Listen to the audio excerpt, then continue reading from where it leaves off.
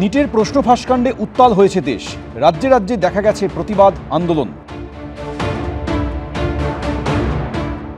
যার সামনে শেষ অবধি কার্যত নথি স্বীকার করতে হয়েছে কেন্দ্রকে। কেন্দ্রীয় শিক্ষামন্ত্রীর পদ থেকে সরাতে হয়েছে ধর্মেন্দ্র প্রধানকে, অস্বস্তিতে পড়তে হয়েছে মোদী সরকারকে।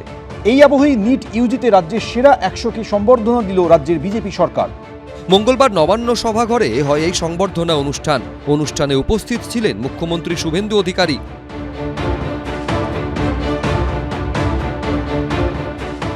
আমরা এমন পরিকাঠামো, এমন স্বাস্থ্যকেন্দ্র, এমন পরিবেশ তৈরি করব যাতে আগামী দিনে আমাদের এই নিটে সফল হওয়া চিকিৎসকরা তারা নিজেরাই স্বইচ্ছায় এই রাজ্যে চিকিৎসা পরিষেবা দান করার জন্য উৎসাহিত হয়।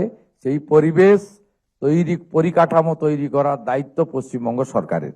পরিবর্তিত পরিস্থিতিতে যে বাংলার স্বপ্ন আমরা দেখছি, সেই বাংলার স্বপ্ন বুননের জন্য প্রথম যে 100 জন যারা চিকিৎসা ক্ষেত্রে ভবিষ্যতের নক্ষত্র হতে চলেছেন আপনারা তাঁরা।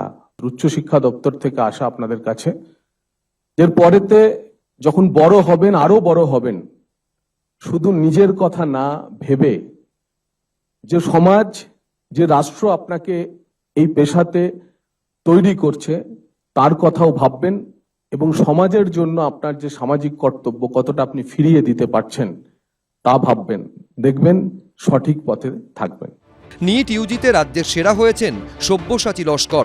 সর্বভারতীয় র্যাঙ্ক 36, স্কোর 720-র মধ্যে 696।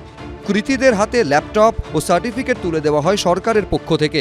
আমাদের স্বাস্থ্য শিক্ষা ব্যবস্থাকে অগ্রাধিকার দিয়ে আমরা এমবিবিএস এর ক্ষেত্রে বা ডাক্তারির ক্ষেত্রে আরো আসন সংখ্যা বৃদ্ধি করা এবং 4টি নতুন মেডিকেল কলেজ কালিম্পং, আলিপুরদুয়ার, পশ্চিম বর্ধমান এবং দক্ষিণ দিনাজপুরে তৈরি করার পরিকল্পনা বাজেটে ঘোষণা করেছি।